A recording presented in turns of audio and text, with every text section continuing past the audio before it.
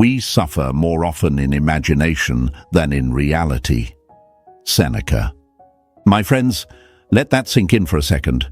How much of what you've been through in love, in dating, in relationships, was actually real, and how much was just fear whispering in your ear? That fear says, if you don't chase her, you'll lose her. That fear says, if you don't text first, you'll be forgotten.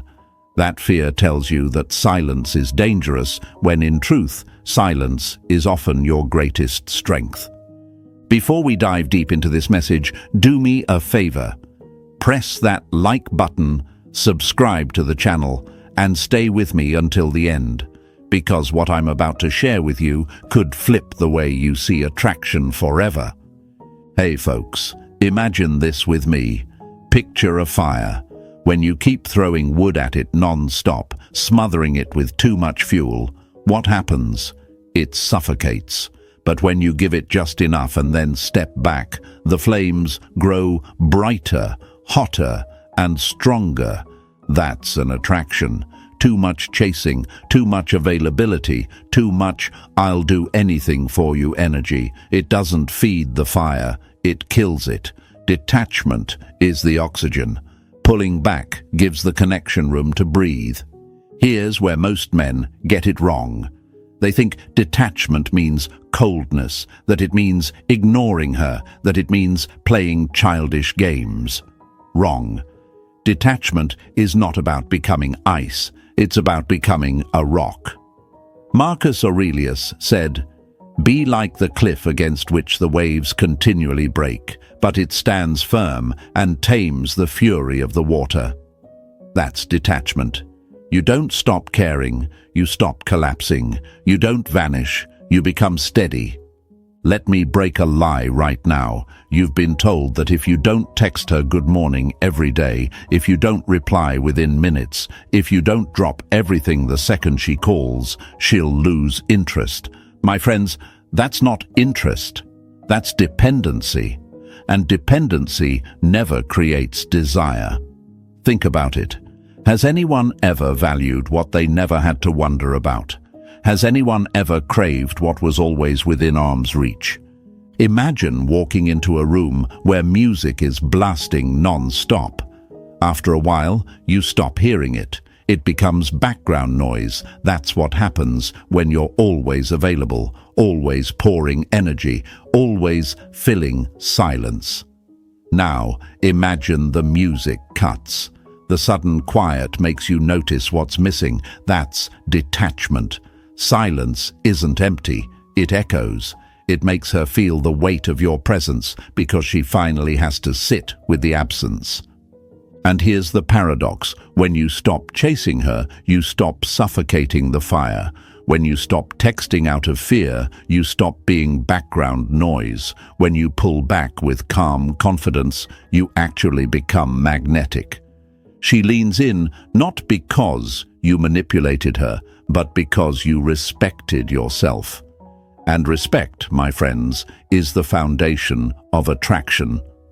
Let me tell you something that might sting.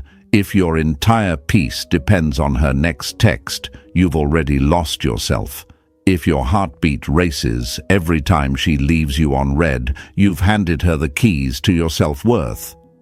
Epictetus said, "We cannot choose our external circumstances, but we can always choose how we respond to them." That's the essence of detachment. You don't control her moods, her timing, or her attention. You control your center. So what does this mean for you? It means you stop begging silence to fill you, and you start filling yourself with purpose. It means you let your yes have weight, and your no have backbone. It means you enjoy her company without abandoning your mission. And ironically, when you live this way, attraction stops being fragile. It stops being a game. It becomes the natural response to your strength, your discipline, your calm. Stay with me, because we're about to break this down step by step. Why detachment creates the deepest attraction, and how Stoic discipline helps you hold that power without fear. But for now, I want you to take this one truth and burn it into your mind. When you stop chasing, you stop bleeding value. When you stand firm, you start radiating it. Write this in the comments as your affirmation. I choose strength. Just 3 words. And don't forget, press the like button, subscribe to the channel, and stay with me, because what's coming next will open your eyes even wider. Number 1. The paradox of pulling back. If you are distressed by anything external, the pain is not due to the thing itself, but to your estimate of it, and this you have the power to revoke at any moment. Marcus Aurelius. Let's hit this hard, my friends, because here's the truth most never dare to face. The more you chase, the more they run. The more you lean, the more they lean away. You think that if you pull back, they'll forget you. You think that if you stop calling, stop checking in first, stop pouring your attention out like water in the desert, they'll find someone else. That fear keeps you locked in a cage. But in reality, it's the very act of holding back, of stepping into stillness, that flips the script. That's the paradox of pulling back. Picture this with me. Imagine a fisherman casting his net again and again into the water, desperate to catch something. He throws it every minute, splashing, disturbing the surface. The fish scatter because the energy feels frantic. Now imagine a fisherman who casts once, then sits steady, calm, patient. The water settles. The fish returned. They swim closer. That's what happens when you stop throwing yourself at people's attention. Calm attracts what chaos repels. But I know what some of you are thinking right now. If I stop reaching out, won't they move on? If I stop texting, won't they assume I don't care? If I don't show constant availability, won't they just replace me with someone who does? That's the fear of talking. And that fear has already stolen enough of your power. The Stoics would remind you, as Epictetus did, that you cannot control their thoughts, their choices, their moods. What you can control is your own frame. What you can command is your response. And when you respond with self-respect instead of fear, you stop bleeding energy. You stop being predictable background noise and you start becoming the signal. Think about it like fire again. When you crowd the flames with too much wood, too much air, too much movement, it dies out. But when you step back and give it balance, it thrives. Attraction is fire. Overfeeding it with desperation kills it. Pulling back, standing steady, gives it oxygen. The lie most of us were told is that love is proven by constant presence, that if you don't remind them every hour that you're there, they'll forget you. But here's the hard truth. Constant presence doesn't prove love. It proves dependence. And dependence never creates respect. Nobody craves what's always guaranteed. Nobody chases what's always in their pocket. They only crave what they might lose, what they have to lean toward, what they cannot take for granted. And here's where detachment comes in. When you pull back, you're not punishing them, you're not playing games, you're simply refusing to give away your center. You're saying, my peace is mine, my time is mine, my worth is not for sale. That stance is magnetic. Why? Because it's rare.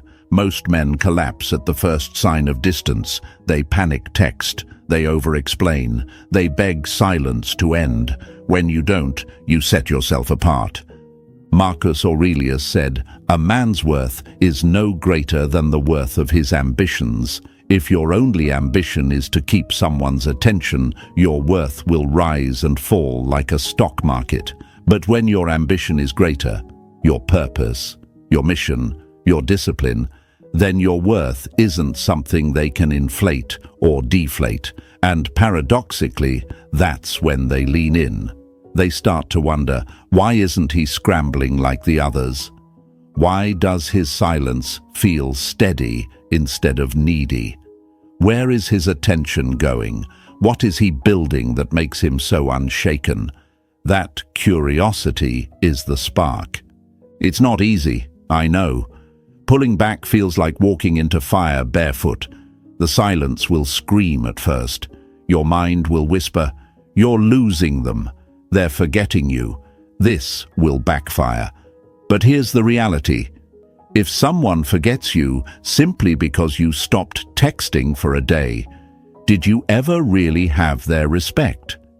If someone replaces you the second you stop performing, was there ever true attraction to begin with? That's not love, my friends. That's convenient. And you were never born to be someone's convenience. Let me give you a picture. Imagine you've been seeing someone. For weeks, you're the one holding it together, initiating every plan, filling every silence, keeping the energy alive like a one-man band. But then you decide to shift. You stop forcing momentum. You still reply, but you reply with clarity, not desperation. You keep your workouts. You finish your work projects. You meet your brothers for dinner instead of cancelling. And 2 days later, a message pings. "Hey, haven't heard from you. Is everything good?" That's the paradox at work. The less you push, the more they pull. Not because you were manipulated, but because you finally respected your own gravity. And don't get it twisted. Pulling back doesn't mean becoming cold. It doesn't mean stonewalling or ghosting. It means balancing warmth with backbone. You can still smile, still plan, still listen, but you no longer beg. You no longer explain your worth in paragraphs. You no longer collapse your boundaries for scraps of attention. You lead, you invite, you let silence breathe. You let your life fill with purpose so that when you show up, it actually means something. So the paradox is this: pulling back doesn't weaken the bond, it strengthens it. It doesn't make them respect you less, it makes them respect you more, because you've shown that you're not afraid to lose attention. You're afraid to lose yourself. And that, my friends, is a man's ultimate strength. I want you to type this in the comments as your affirmation. I respect my center. Show yourself, show the world, show the ones watching you that you're no longer chasing shadows, you're standing in your own light. And stay with me, because what's coming next will open an even deeper truth. How mystery, not availability, fuels attraction. If pulling back is the paradox, then mystery is the spark. And once you see how those two combine, you'll never look at relationships the same way again. Number 2, mystery over availability. Withdraw into yourself. Our master reason requires us to do so. Marcus Aurelius. My friends, let's be real. Nothing kills desire faster than predictability. If they always know where you are, what you're doing, and that you'll answer within seconds every time they call, you become like a song that's been played so many times it fades into background noise. And here's the uncomfortable truth. Background noise never inspires longing. What inspires longing is mystery. What creates pull is the unknown. That's why detachment works. Because when you're not automatically available, curiosity wakes up, and curiosity is the spark of attraction. Imagine a movie that gives away the ending in the first 5 minutes. Would you keep watching? No chance. You'd scroll, switch it off, walk away. But think about the movies that hook you the hardest. They show you just enough, reveal pieces slowly, keep you wondering, keep you leaning forward. That's what keeps your eyes glued to the screen. Relationships work the same way. If every move, every thought, every ounce of your energy is poured out with no pause, no gaps, no edge, there's nothing left to discover. No tension, no pull, no mystery. Here's where most men fall into the trap. They confuse availability with devotion. They think being instantly reachable at every hour proves love. They think saying yes to every plan proves loyalty. They think rearranging their entire calendar at the slightest hint of interest proves commitment. But what it really proves is that you have no spine. It proves your time is cheap, and cheap time never feels valuable. The lie you've been fed is that constant access equals attraction. But the truth is, constant access breeds complacency. Let me put it in a picture. Imagine a book with every single secret written on the cover. You wouldn't even bother opening the first page. There's no thrill, no wondering, no anticipation. But imagine a book with a cover that hints at something deeper, a title that stirs your mind, a back page that teases. That's the book you want to open, the story you want to enter. You want to discover what's inside because it isn't handed to you all at once. That's the difference between mystery and availability. Now, I know what some of you are thinking, but won't mystery make them think I don't care? Won't it push them away if I don't answer right away, or if I don't drop everything for them? No, my friends, mystery doesn't mean coldness. Mystery doesn't mean disappearing. Mystery means living a life so full that your attention actually carries weight. It means you still answer, but you answer with intention, not desperation. You still show up, but on solid ground, not on shaky knees. Marcus Aurelius told himself to be like the rock against which the waves crash. Think about that image. The rock doesn't move. The rock doesn't chase the water comes to it. That's what your life should feel like. Steady, grounded, directed. And when you live that way, they begin to wonder, where does his focus go when it's not on me?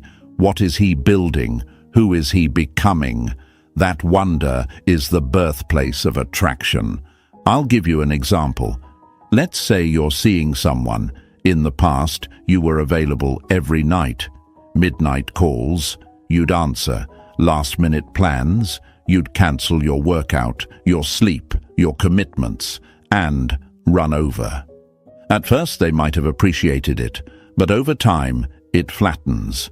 There's no tension left. You've become like wallpaper, always there, never noticed. Now imagine you shift. You still care. You still show up. But you stop collapsing your world. When they call at midnight, you say warmly, "I've got an early start, but Saturday works.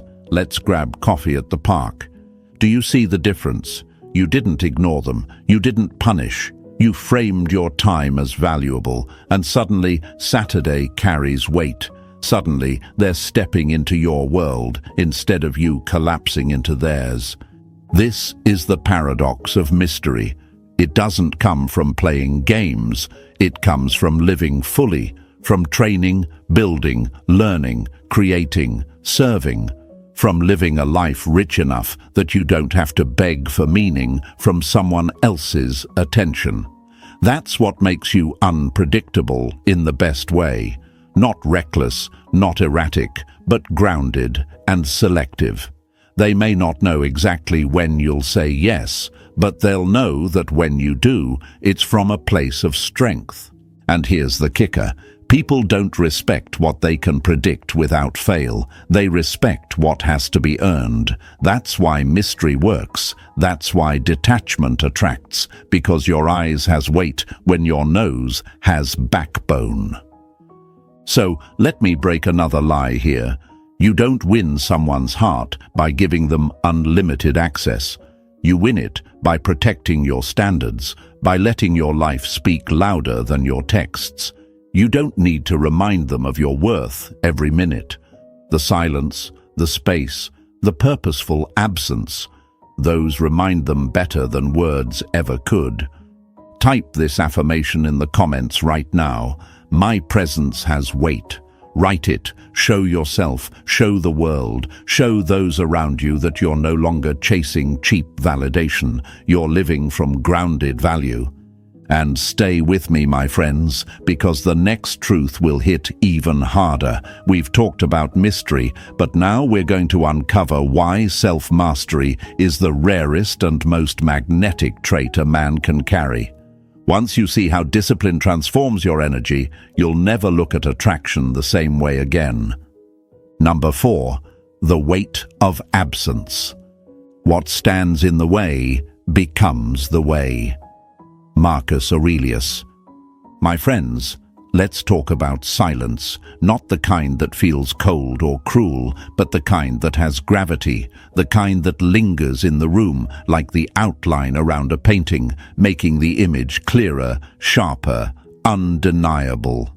Because here's the truth, silence isn't empty. Absence isn't nothing. Absence has weight.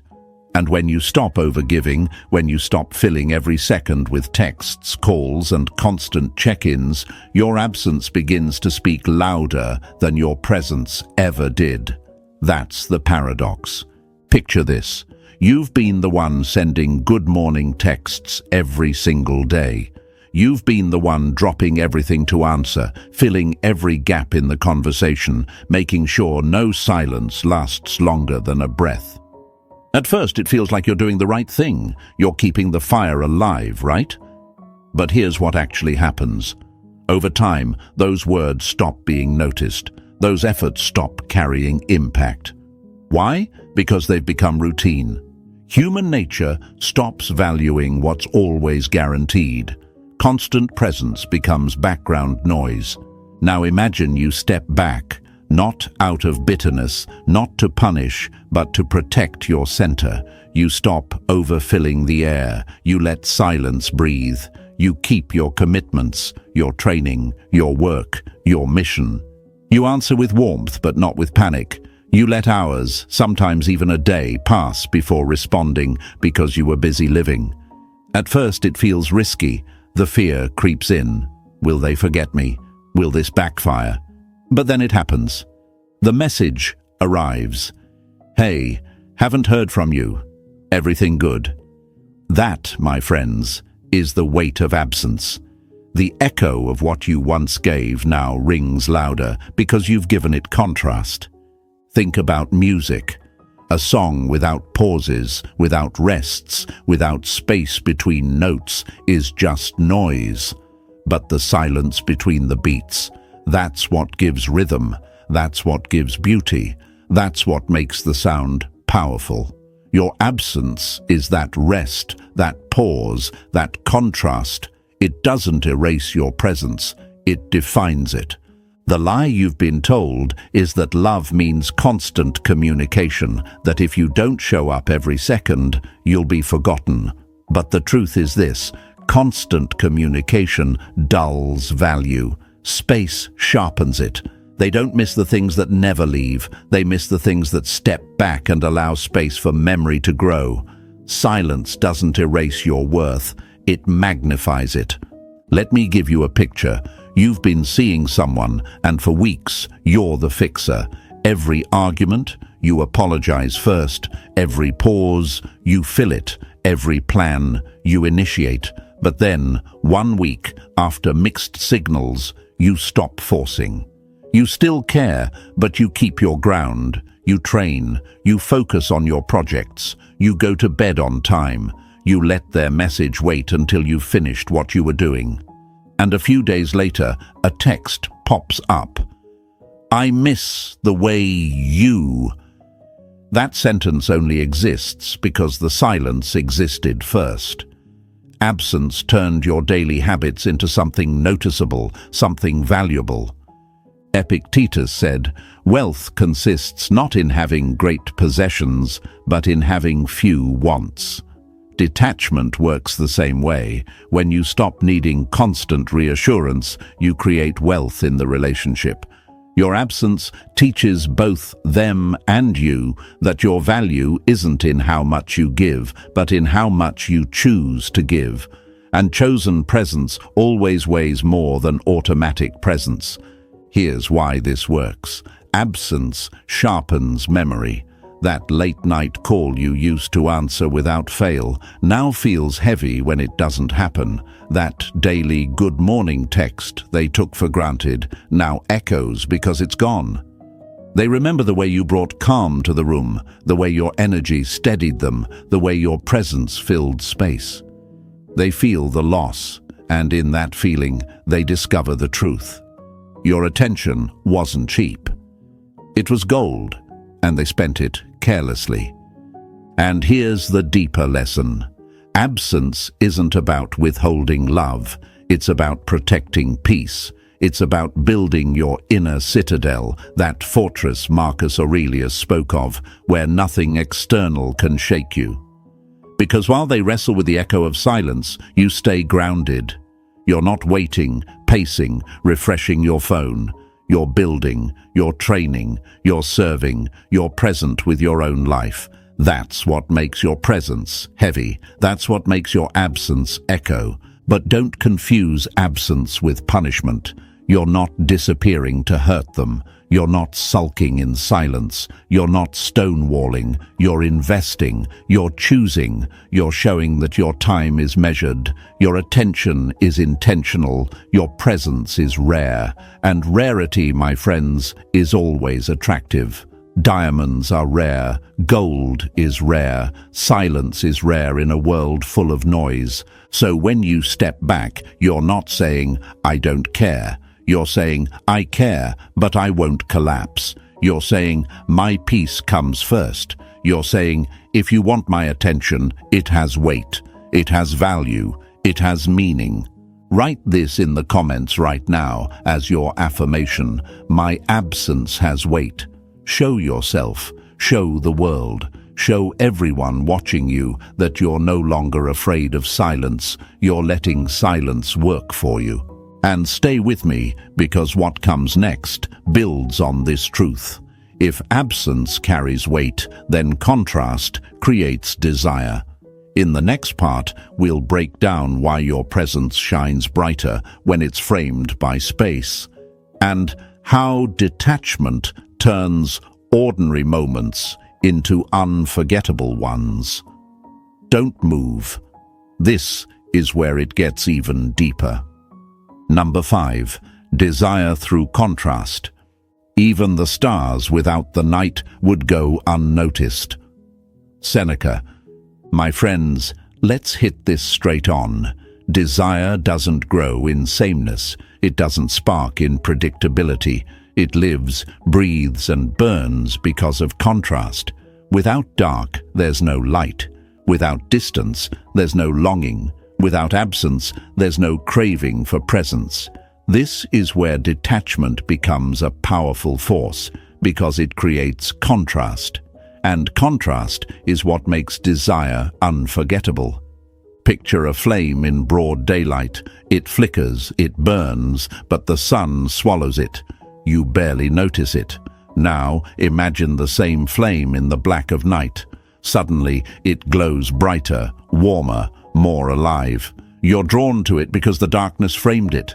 That's what happens with your presence. If you're always there, always available, always giving, your light fades into the background. But when you step back, when you let space surround your presence, suddenly your energy shines. It becomes rare, it becomes noticed. But I know the battle in your mind. If I don't show up every second, won't they think I don't care? If I don't keep proving myself, won't they forget me? If I don't give everything, won't someone else take my place? That's the fear of losing. And that fear makes you give until your presence loses all edge. It's human nature to take for granted what never leaves. That's why constant availability doesn't build desire, it destroys it. Think about your favorite meal. The first time you have it, it's unforgettable, but eat it every day, every hour, and it loses its flavor, not because it stopped being good, but because it stopped being rare. Desire depends on proportion, on balance, on contrast. Detachment restores that balance by making your attention intentional, not automatic. Here's the lie most men believe, that being always on proves loyalty, that if you're not available 24/7, they'll question your love. But loyalty isn't proven by abandoning yourself. It's proven by showing up with weight when it matters. And weight only exists when there's contrast. If every text is instant, every plan is rearranged for them, every hour is open, your presence doesn't feel like a gift. It feels like wallpaper, and wallpaper never stirs desire. Let me give you a picture. You've been seeing someone, and for months you've been the man who bends. Midnight calls, late-night drives, last-minute, "Can you come over?" requests. You've been saying yes to everything. At first, they might have enjoyed it, but slowly the energy flattened. There's nothing to anticipate because you're always one text away. Now imagine you shift. You still care, you still answer, but you don't bend your life out of shape. When the midnight call comes, you say warmly, "Got an early morning, but Friday works. There's a new spot I'd love to take you." Do you see the contrast? You didn't punish, you didn't vanish, you created anticipation. Now, Friday feels sharper, more intentional, more alive, precisely because it wasn't squeezed in at the last minute. Marcus Aurelius said, "Let not your mind run on what you lack as much as on what you have already." When you stop overgiving, when you allow space, people start noticing what they had all along. They start missing the steady calm you brought, the warmth of your presence, the clarity of your voice. Contrast makes those things valuable again. Without it, they blur into routine. With it, they become unforgettable. And here's the deeper truth. Contrast isn't about deprivation. It's not about withholding affection to manipulate. It's about proportion. Stoicism calls this temperance, not denial, but balance, work and rest, speech and silence, presence and absence. Too much of either side destroys desire, but balance creates harmony, and harmony keeps attraction alive. Think about stars again. You don't see them at noon, though they're still there, but at night they capture your breath. Not because they changed, but because contrast revealed them. Your attention works the same way. When you give it constantly, it disappears. When you give it with proportion, it glows. So, my friends, let me break the chain of lies here. You don't need to prove your value by flooding someone with attention. You don't need to audition every second. You don't need to give until you're drained. You need to let contrast do the work for you. Your absence doesn't erase your worth. It defines it. Your boundaries don't kill desire. They shape it. Your detachment doesn't make you forgettable. It makes you rare. And rarity is what creates craving. Here's what I want you to write in the comments right now.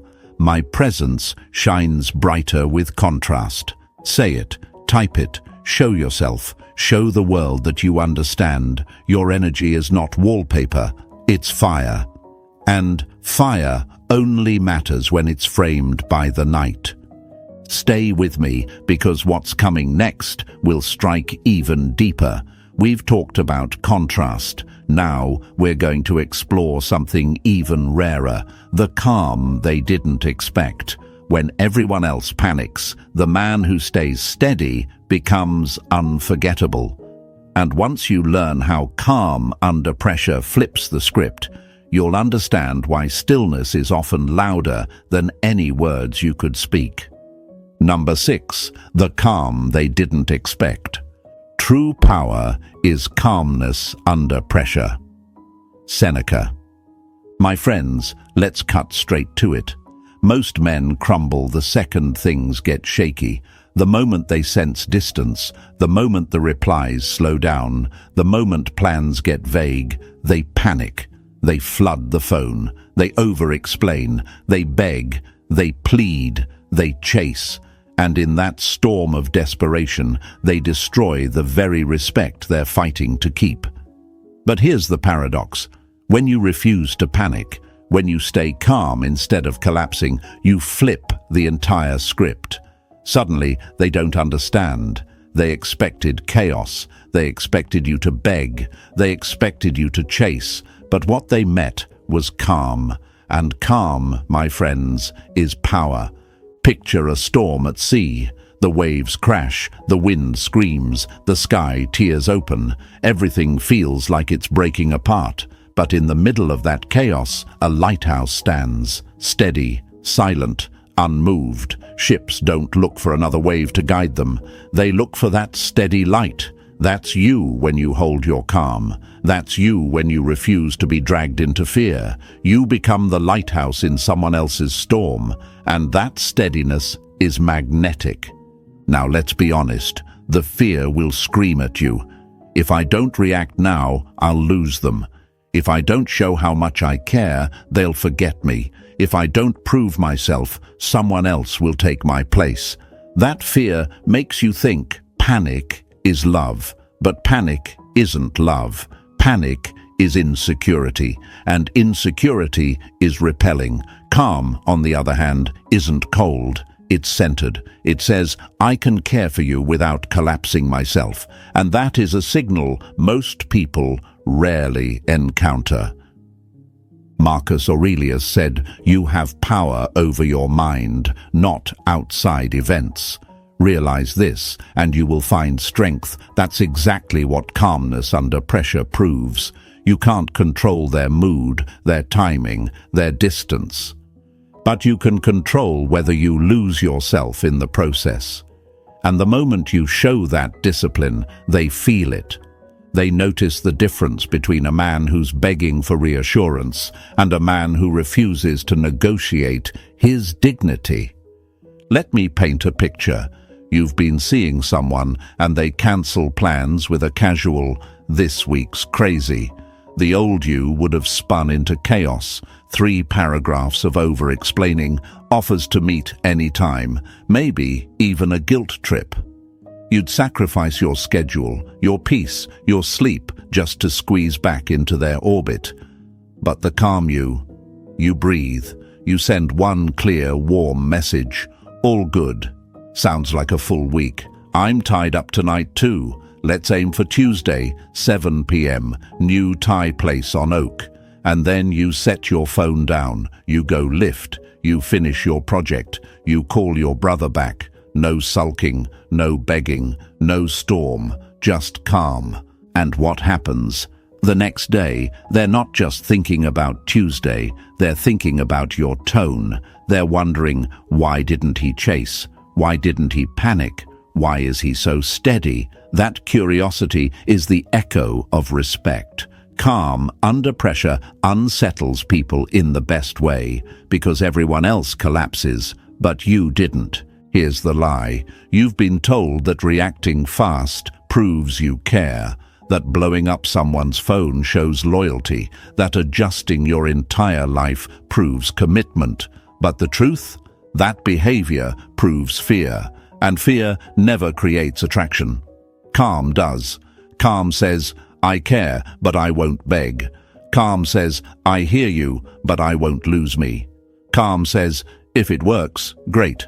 If it doesn't, I'll still be steady. That kind of presence is rare, and rarity, as we know, is magnetic. Epictetus taught, it's not what happens to you, but how you react to it that matters. And this is where calm changes everything, because distance, silence, uncertainty, these will always come. But how you respond is the difference between respect and rejection. The man who reacts with panic loses value. The man who responds with composure gains it. So what do you do when the urge to spiral rises? You pause, you breathe, you let the storm pass without letting it control your hands. You finish the workout. You keep the promise you made to yourself. You let time reveal truth instead of trying to force it. That pause is your power. That stillness is your weapon. Because nothing says strength louder than silence held with discipline. And here's the beauty of calm. It creates space. Conversations become lighter because you're not auditioning. Time together feels richer because you're not squeezing it out of fear. They start leaning in, not because you begged, but because your calm gave them room to choose. That freedom is attractive. That steadiness is unforgettable. Write this affirmation in the comments right now. My calm is my power. Say it, type it, show yourself, show the world that you're done reacting out of fear. You're done collapsing at the first sign of distance. You're holding your ground like the lighthouse in the storm. And stay with me, my friends, because what comes next flows directly from this. Calm creates respect.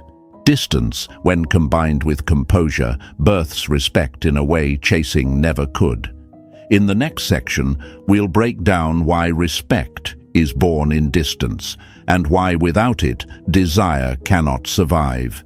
This is where attraction grows legs. Don't move. It gets even deeper from here. Number 7. Respect is born in distance. If you want to be respected by others, the great thing is to respect yourself. Fyodor Dostoevsky. My friends, let's tell the truth that many men don't want to hear. Desire without respect is an illusion. You can make them laugh, you can win their attention, you can even stir up temporary desire. But if there is no respect, it will not last. And here's where distance enters the picture. Respect doesn't grow when you beg. Respect doesn't grow when you chase. Respect doesn't grow when you collapse your boundaries just to keep someone close. Respect grows in distance, in restraint, in the space where you prove that your dignity is not up for negotiation. Think about this. You've probably seen men who think buying more gifts, sending longer messages, and giving endless access will make someone stay. And yet, over time, those same men are discarded. Why? Because there's no respect in neediness. There's pity, maybe gratitude, maybe even convenience, but not respect. Respect shows up when you have something you refuse to sacrifice, your standards, your purpose, your peace. When you show that you won't bend your spine just to avoid discomfort, suddenly people see you differently. They realize you're not a man who will sell his dignity for attention, and that realization is magnetic.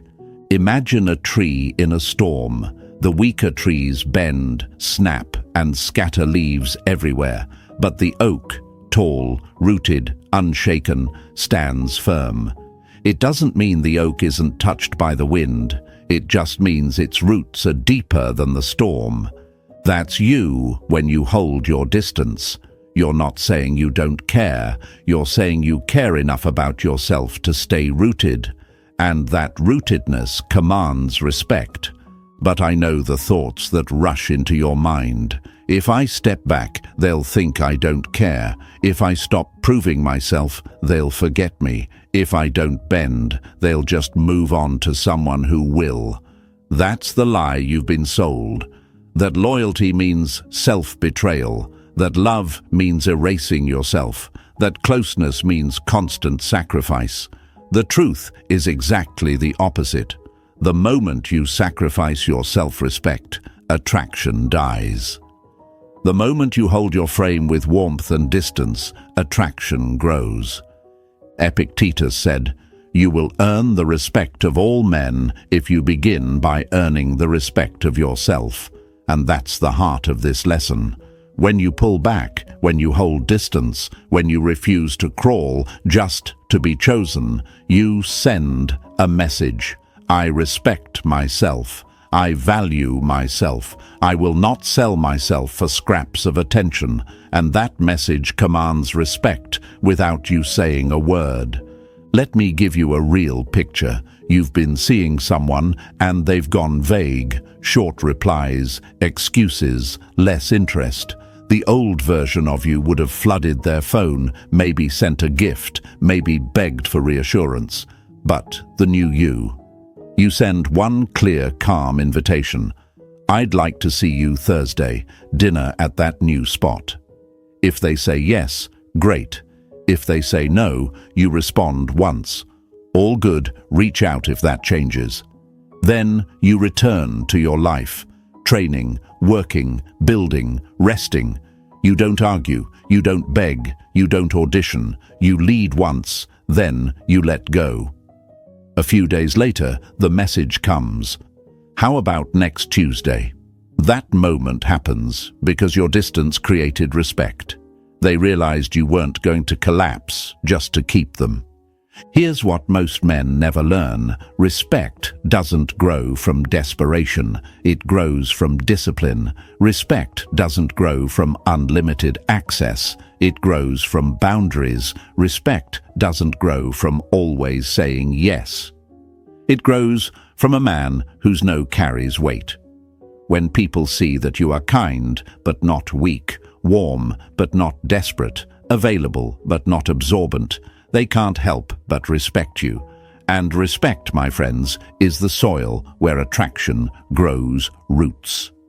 Now let me break one more lie. You've been told that space means punishment, that stepping back is cruel. Wrong. Space isn't cruelty. Space is clarity. It reveals whether the connection is strong enough to breathe without you suffocating it.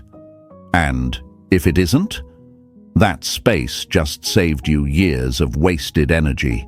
If it is, that space makes them see you in a new light, steady, composed, and strong enough to stand alone. So let me ask you, do you want to be remembered as the man who bent until he broke, or the man who stood so firmly in his respect that others couldn't help but rise to meet him? Respect is born in distance. And if you want deep attraction, you need respect more than you need reassurance. Type this in the comments right now as your final affirmation. My respect builds desire. Say it, write it, show yourself, show the world, and show those around you that you finally get it. Respect is not optional. It's the foundation. And if this message hit you hard today, do me one favor. Press that like button, subscribe to the channel, and share this video with a brother who needs to hear it, because this truth isn't just about relationships. It's about life. Distance creates respect. Respect creates attraction, and attraction built on respect doesn't fade. It grows. And that, my friends, is the lesson Stoicism has been teaching us for centuries.